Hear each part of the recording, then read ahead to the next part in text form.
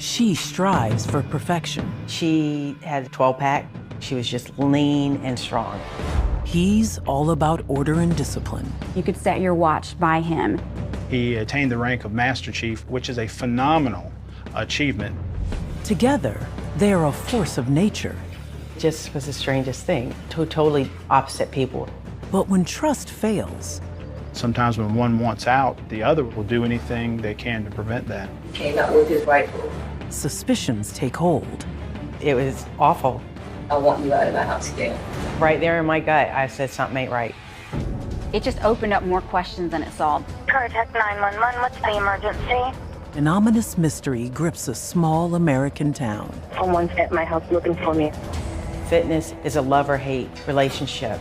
Bodybuilding was something that they were both very serious about. A body can be a temple, but temples can be desecrated.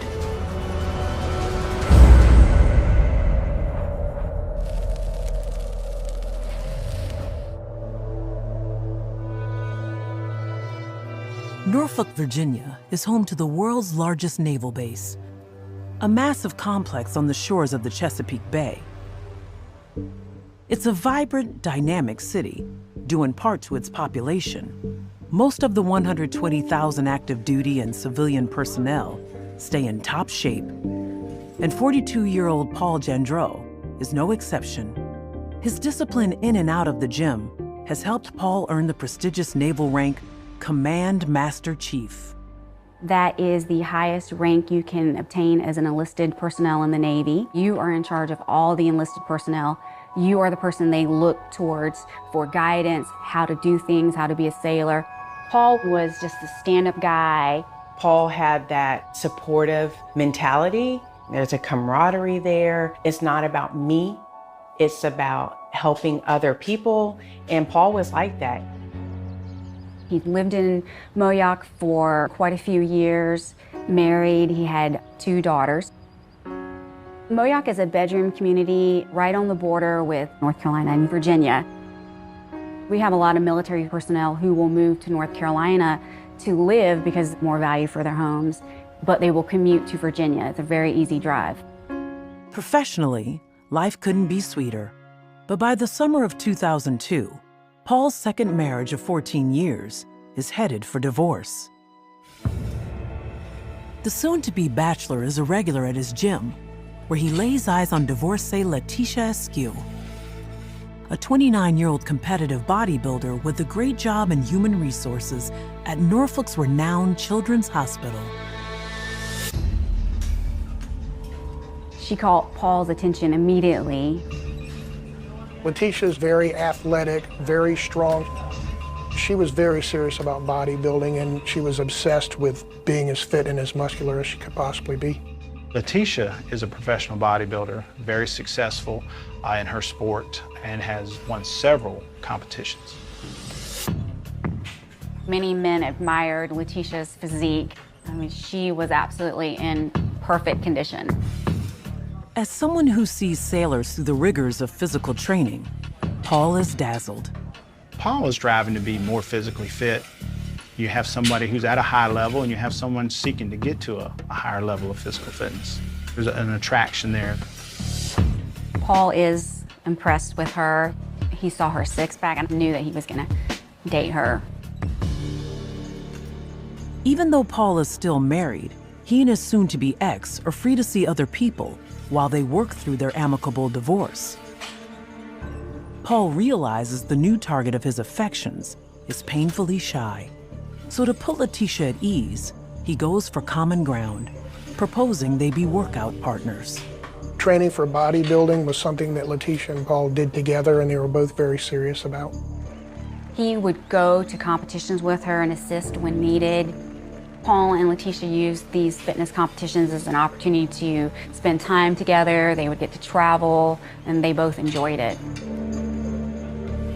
He would brag about her to his friends and talk about her various competitions. To close friends, the new couple seems an unlikely pair. I think their relationship was just an example of opposites attracting because they did not appear to match in any way. It just was the strangest thing. They were totally opposite people, where Paul was more outgoing and Letitia was not outgoing. She was very much an introvert. When there was get-togethers, she wouldn't leave his side. What made Letitia fall in love with Paul, I mean, Paul was pretty charismatic, but I also think that it was his success. Anybody wants to marry somebody that's successful. Letitia makes good money at Children's Hospital, but a serious relationship with an affluent man like Paul would afford her an entirely new level of luxury and security. Letitia Jandreau came from a small North Carolina town. She had a very modest upbringing. Only a few months into dating, Paul surprises family and friends by asking Letitia to move in. They were both at a point in their life where they were looking for a relationship. Letitia moves into the beautiful custom home Paul built in Brumsey Landing, a Tony subdivision in Moyock, North Carolina. It's a 40-minute commute to their jobs in Norfolk, Virginia. Brumsey Landing is a small neighborhood on the water, very quiet, virtually no crime occurs, super family friendly, just beautiful. Quaint little subdivision, one of the nicer subdivisions in the county. Paul is very proud of his house. His yard always looked fantastic. The home includes a huge garage, allowing Paul to indulge in his passion for sleek machines. You can tell he really loves his vehicles. His pickup truck was spotless. His vehicles were always clean, waxed, basically show ready. He had a very nice Dodge Challenger. It had a Hemi in it, and I mean, when I saw that car, I was envious of that car. It was really, really nice. For Letitia, life with the gregarious Master Chief is a Cinderella story.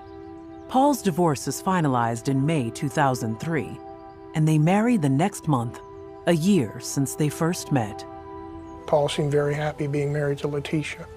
He was very caring and attentive. He enjoyed doing things with Letitia. The neighbors would see them walking and holding hands and just being together.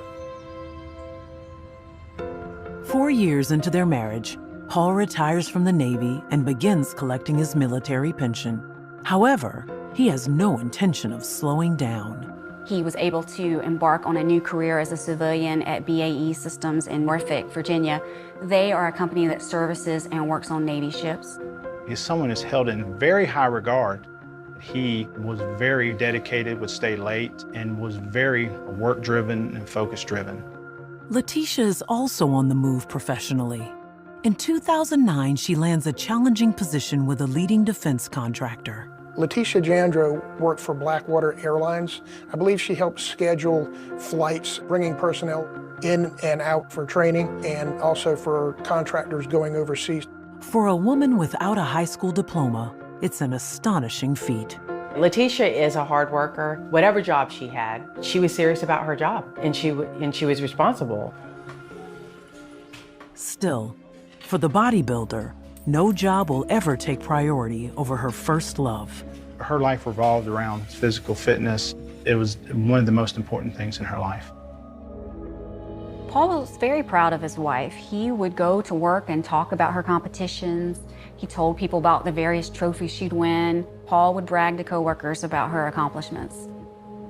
Paul and Letitia seemed to have a very wonderful life, a great home, great jobs, colleagues and friends that greatly respect them. For most people, you would say that this was a couple that you would want to emulate.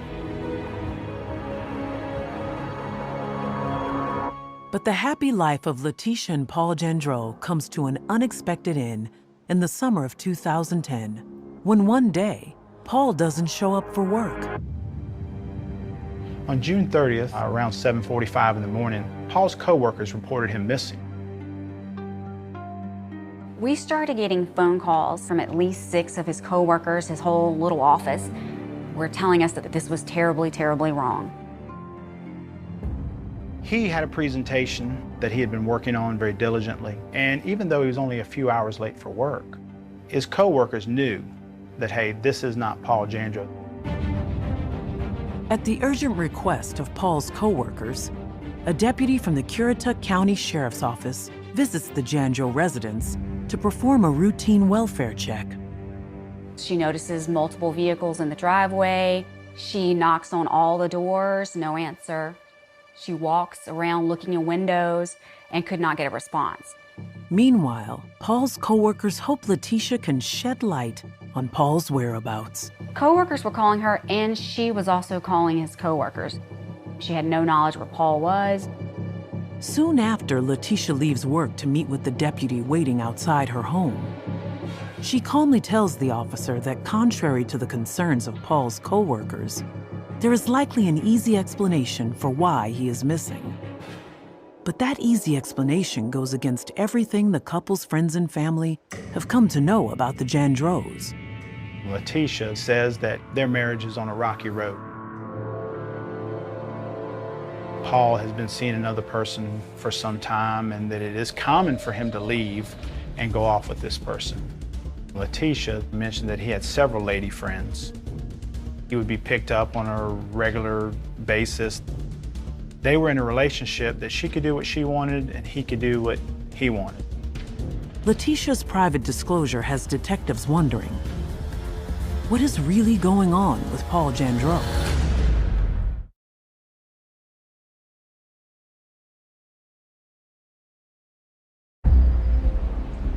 A missing persons investigation has been launched in Moyock, North Carolina, for 50-year-old Paul Jandro. Paul was supposed to be at work at 5:30 in the morning. By 7 a.m., his coworkers were making phone calls to the sheriff's department. He was known to friends and coworkers as extremely punctual, very regimented. It became a joke at his workplace that if Paul was on time, he was late, because he was that early and that punctual and reliable.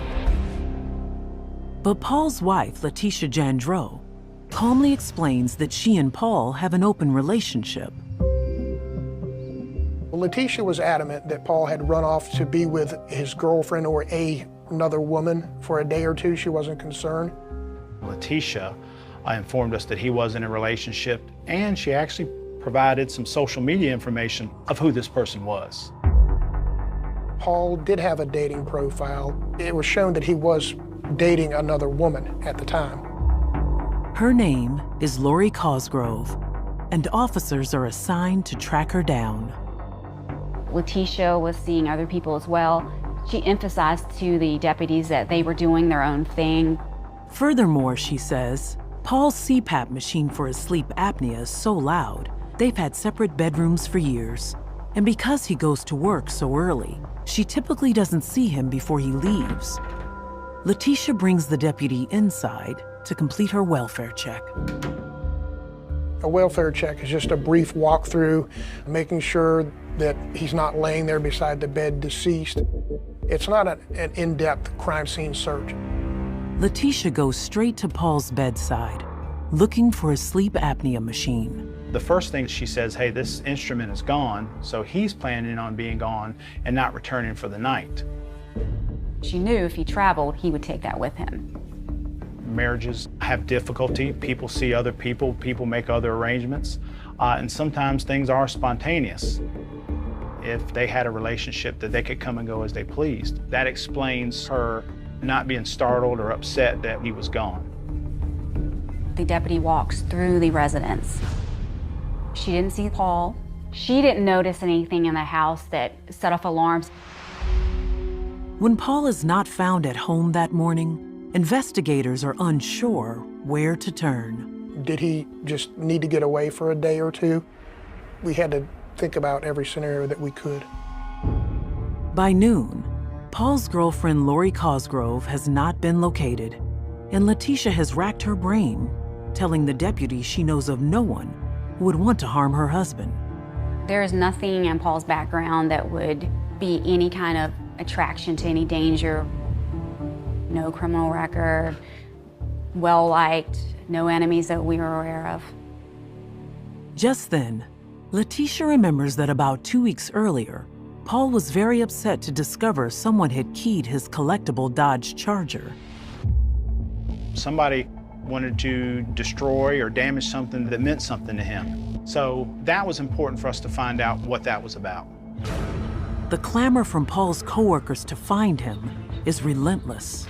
The same day that he was missing, they were out in the neighborhood passing out missing persons posters with Paul's picture on them. They were very concerned for him. Help find a missing coworker. You could tell the guy was very loved and respected.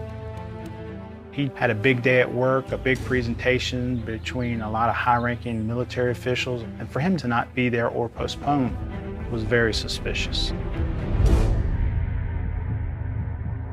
Paul was not answering his cell phone, and nobody could get a hold of him. Shortly after that, we were notified that his phone was actually pinging off a tower in Elizabeth City. So I immediately went to Elizabeth City. The harbor town is a 30-minute drive from Paul and Letitia's home. Could Paul simply be blowing off work and marital stress with a spontaneous staycation? Paul being in Elizabeth City was definitely not out of the ordinary because there are hotels, there's shops, there's a waterfront, restaurants. I mean, if you're thinking someone wanted to get away somewhere close, that could definitely be a place that they would go. We started canvassing hotels and motels in Elizabeth City. We had gotten Paul's driver's license picture, and when we got to the Hampton Inn, the manager immediately said, "I saw him last night and he was acting a little strange." And I saw him again this morning, she said. The witness account lends support to Letitia's theory that Paul is having an out-of-town tryst. We took that very seriously, and we made assignments with all of our detectives and pulled them off everything else and said, hey, all right, we need someone tracking the phone. We need someone tracking the other person that he's in a relationship with. We need somebody talking with coworkers. We need somebody canvassing the neighborhood and talking with all the neighbors. Checking the hotel records at the Hampton Inn, detectives come up short. It's doubtful Paul or his girlfriend checked in under an alias because there are no images of either of them on hotel security cameras. We could find no evidence that he had checked into that hotel. But investigators are not ready to give up on the leads that Paul may be somewhere in Elizabeth City. They continue to canvass other hotels and restaurants in the area. By now, word of Paul's disappearance has made it to his daughters living outside of North Carolina. They tell investigators that they haven't spoken with their father. Letitia was texting Paul's daughter, telling her that I'm praying for your father, and she was doing everything she could to help the sheriff's department locate her father, and that she was certain that he was going to be found safe. 24 hours into Paul's disappearance, he's still not answering his cell phone. As people kept calling, it began to go directly to voicemail, which would normally tell you that somebody's turned it off or perhaps the battery's dead. Late that afternoon, Paul's brother gets a phone call. When he sees Paul's name on the caller ID, he scrambles to answer. It's a phone call from a construction worker. Paul's phone is recovered from the parking lot of an elementary school. The brother explained, look, this is Paul's phone, he's missing. So this construction worker took that phone to the Elizabeth City Police Department. The construction worker showed us exactly where the phone was located. We immediately started a canvass of that area.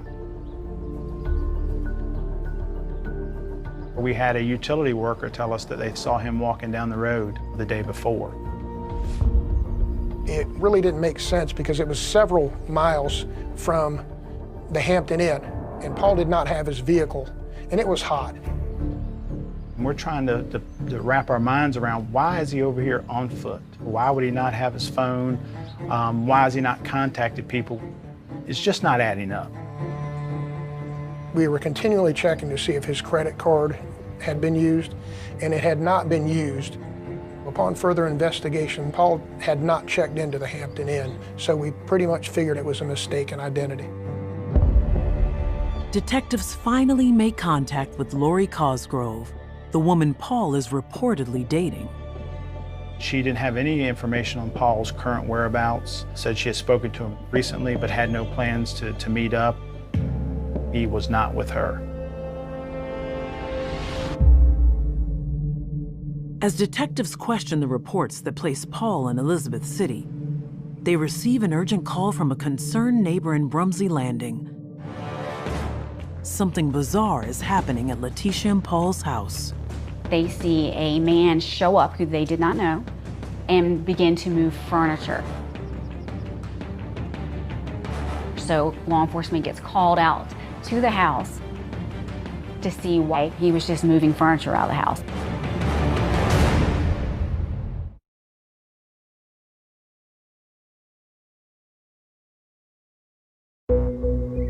Only a day after completing a welfare check at the Jandro residence, Currituck County Sheriff's deputies returned to investigate suspicious activity reported by one of their neighbors.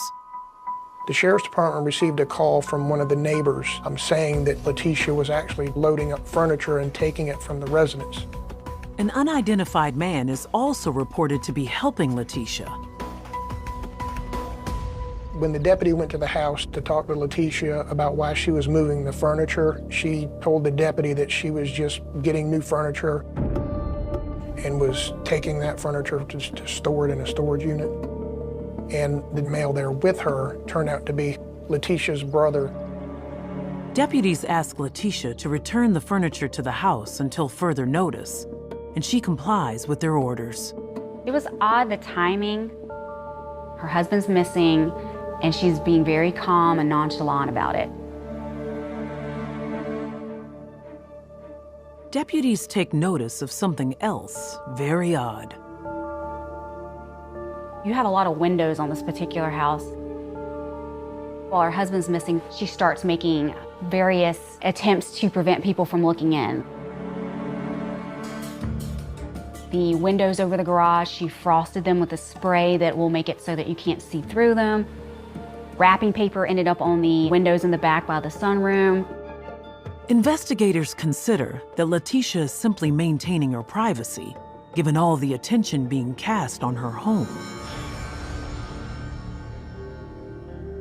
Neighbors and friends reveal to investigators that in recent years, the Jandro's seemingly blissful marriage had been hit by tragedy. Letitia and Paul wanted to have children, but the process of her having her own children was an uphill climb. They went through quite a few rounds of IVF until she was pregnant with twin girls. Paul was very excited. Yet, as often happens with twins, Letitia's pregnancy becomes high risk, and she's put on bed rest. Every ache, every twinge, her anxiety was through the roof.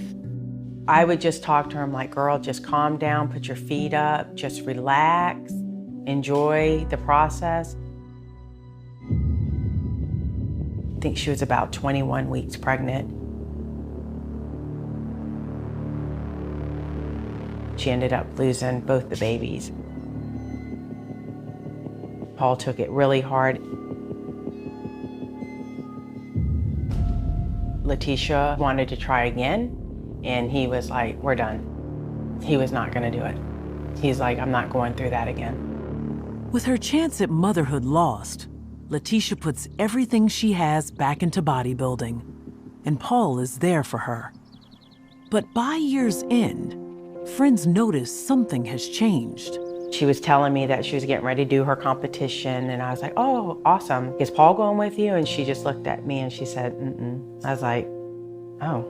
I was like, is everything all right? And she's like, mm-mm. I said, are y'all separating? And that's when she's like, yeah.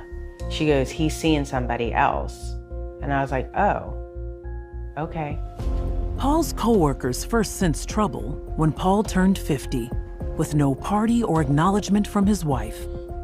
And when Letitia placed second in a recent bodybuilding competition, Paul didn't attend or mention the prize. Now, Paul's co-workers revealed to police that Paul had filed for divorce and wanted Letitia gone by the end of the month. This heightened our concern that, hey, he was definitely in a relationship that he wanted out of. Letitia explained that they were in a bad marriage, but it was civil. Finding out the marriage was worse than probably what Letitia was letting us know. None of the neighbors confirmed that there was ever yelling or fighting. We didn't get any calls for any disturbances or any noises.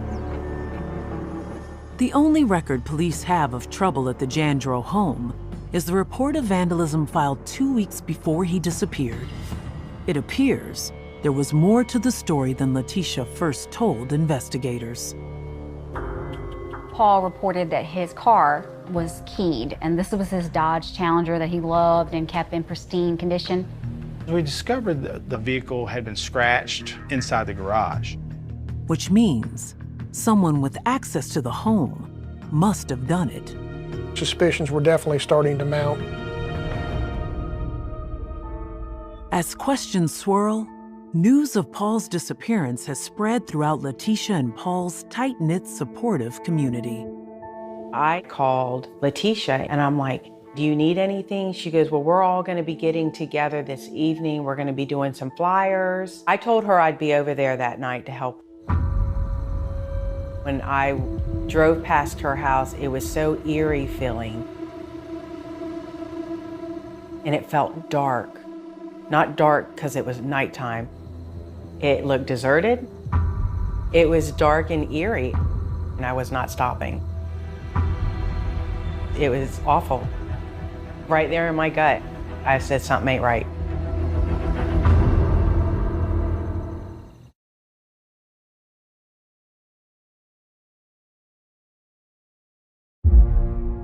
It's been 2 days since retired Naval Master Chief Paul Jandro was reported missing. 2 desperate and exasperating days for family and friends as law enforcement follows leads that have them running in circles. But we couldn't find anything that was leading us anywhere than Paul's home. The last place that we know Paul was at his home. He made phone calls from his home the day before he went missing. Investigators want to collect more evidence that could help them construct a timeline leading up to Paul's disappearance. Letitia had agreed to turn over Paul's personal computer to the sheriff's department so we could look at it and maybe get some leads. 2 days after Paul vanishes, detectives go to the Jandro home to retrieve Paul's computer. So we set up a time. We arrive at her home and she's not there. There's a note on the door. It said that she decided to go out for a walk. She wasn't answering her cell phone. Law enforcement split up and we were searching the trails where she said she was. At that point, we were concerned that Letitia may try to harm herself.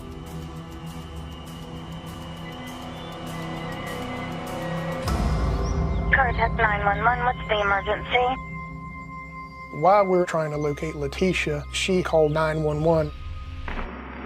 I'm calling because I was told someone's at my house looking for me and I'm not home. And I'm currently in Chesapeake. Who am I speaking with? Letitia Jandro. But officials are certain Letitia is not 30 miles north than Chesapeake. Whenever you call 911, they automatically are tracing your call. So the 911 operator is like, no, she's not in Chesapeake. She's in that house there in Brunsey Landing. So we knew that without a shadow of a doubt, she's hiding things. Because of Letitia's evasive behavior, detectives are forming a new theory regarding Paul's disappearance. We were very certain that something had happened to Paul in that house. I feel now we have enough information for a search warrant. We wanted to get inside that house to see, is she okay? Is Paul there? Is he okay? We're not sure what we're going to walk into. We got the warrant prepared. So we returned to Paul and Letitia's home just after midnight on July 3rd. Nobody answers. So at this point, they choose a door to go in through, and they pick the garage door. There was something behind the door that just would not allow us to open the door. Eventually, after a sustained effort, we were able to get the door open. Once inside, they see the garage door had been barricaded with a massive pile of heavy garbage. We knew Letitia was in the house. We didn't know she had a firearm. So we cleared the garage very quickly, and then we made entry into the residence. We knocked and announced with our guns drawn. In the very last room, the northernmost room in the house, we found Letitia hiding in a closet, covered up by clothes. They're like, show me your hands. She was actually almost in a fetal position. She wasn't combative at all. She basically just did what we told her to do. One of my female detectives reached in and snatched her out of the closet. And there's Letitia Jandreau. She looked to be defeated and resigned to her fate. They have her sit down to interview her. She kept her head down. She did not want to make eye contact. We advised her of her rights and interviewed her on scene. Why are you hiding in the closet? Because I love your phone. She was very upset. You don't know what happened to me. I was at work. I thought my phone was Tuesday. She tried to ignore us, not answer questions. Have you and Paul had any major arguments? We don't argue, we do our own thing.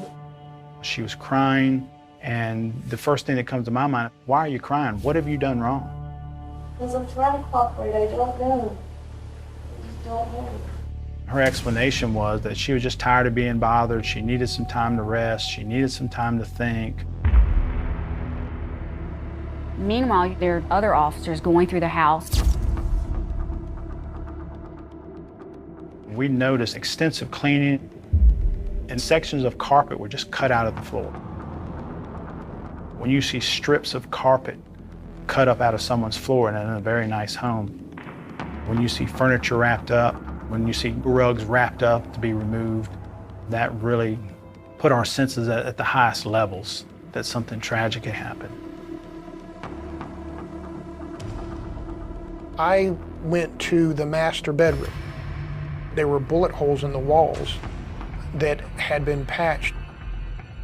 There was an area rug in the middle of the floor.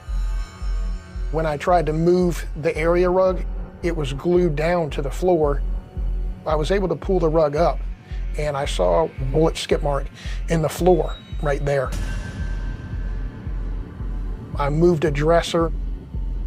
I saw another bullet hole. I saw the blood spatter. Shortly after that, another investigator called me over. I went out to the garage. The team uncovered a plastic tote that had a shower curtain taped with duct tape over the top of the tote. He immediately smelled what he identified as the odor of decomposition. So this is not going to end well.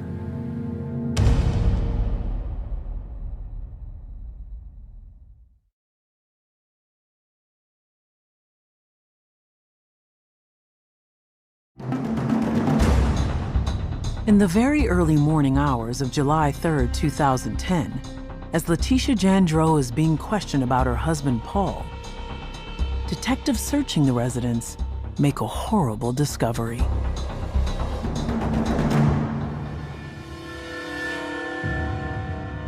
I went out to the garage. The team uncovered a plastic tote that had a shower curtain taped with duct tape over the top of the tote. It was hot, it was July. So as soon as the plastic tote was uncovered, the stench of death and decomposition was very strong. We knew that we had the body at that point. We uncovered several layers of plastic. There was kitty litter sprinkled in between the layers of plastic, and each layer was taped. But as soon as we could see Paul's head and his hair, we stopped at that point, called the medical examiner's office.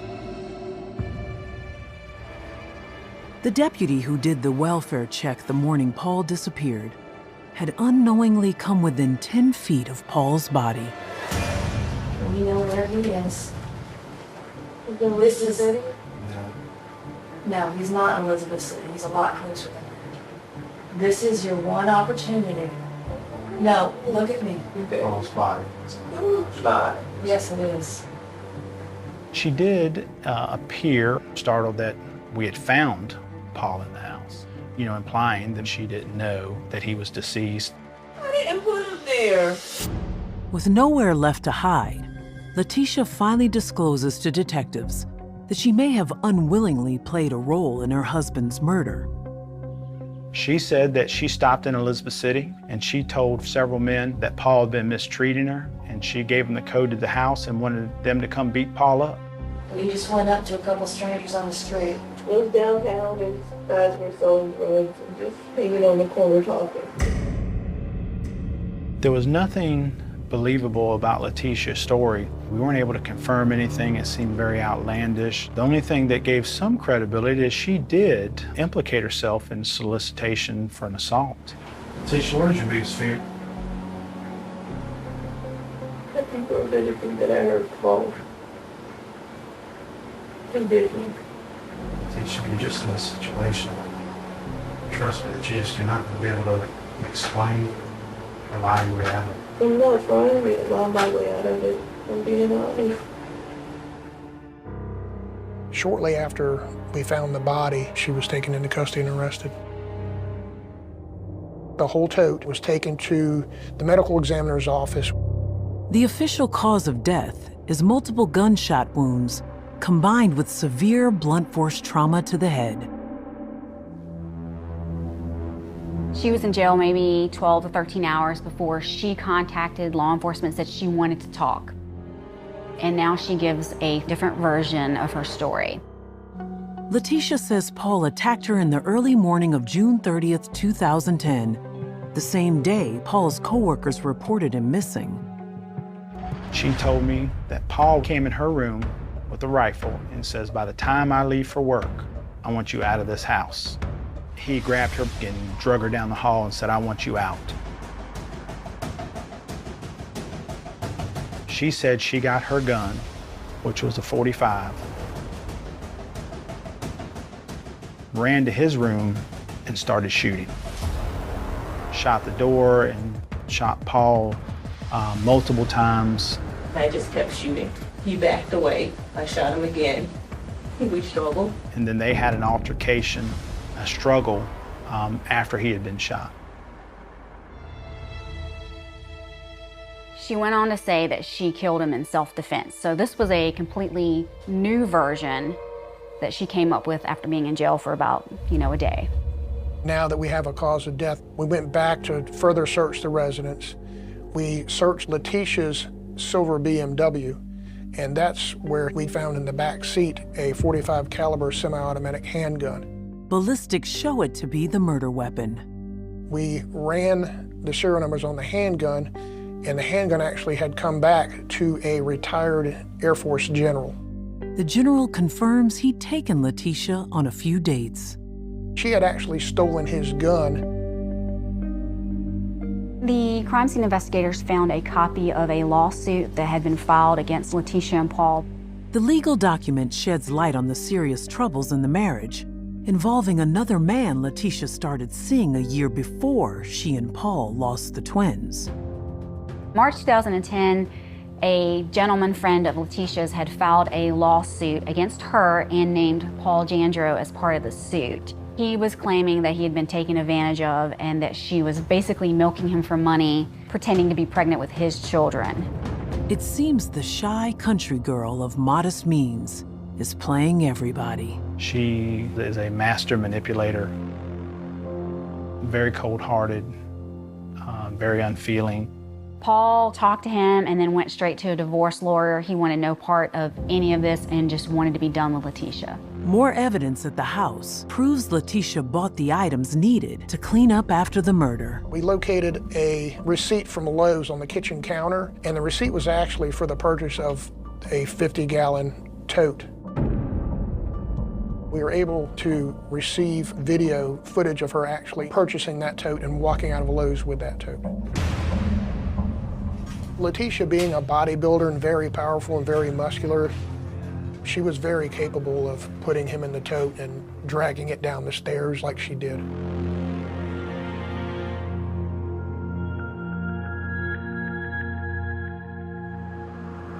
At trial in September 2012, Letitia Askew Jandreau testifies on her own behalf, claiming she killed Paul in self-defense. But the crime scene evidence does not support her claim. It was clear that Paul was ambushed. There was one shot through the door. We believe that Paul was in his bedroom with the door closed. When he went to leave for work, she opened fire. She gets up that morning, takes a gun she'd stolen from her boyfriend about a week ahead, and shoots into the room. That is not defending yourself, that's an attack. Paul had actually retreated back into the bedroom a little ways. The evidence shows that he was shot several times, and then they struggled. She was able to overpower him, and she struck him in the head several times with a gun, causing the severe skull injuries to Paul. The jury takes only an hour and 40 minutes to find her guilty of first-degree murder and 1 count of larceny of a firearm. On September 28, 2012, she receives a sentence of life without parole. Letitia files for an appeal, and in 2014, that appeal is denied. I believe that Letitia murdered Paul because she did not want to give up her lifestyle. Letitia's dating profile, where she called herself Brown Sugar and had her picture of her in her bikini and oiled up, it was clear to me that she preyed on older, successful, widowed men or single men. She really just went for these guys who were fairly well-to-do and, you know, just successful. She had a type. There was a very dark side to her. There really was. Paul had some phenomenal friends, co-workers, and neighbors. They watched his house around the clock, and anytime anything changed over there, they let us know. During the investigation, the neighbors and the co-workers were reporting every move that Letitia made, which was helpful to us.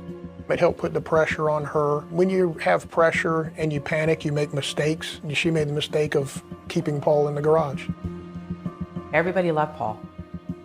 I mean, that's plain and simple. Everybody loved Paul. Why would you do that to him?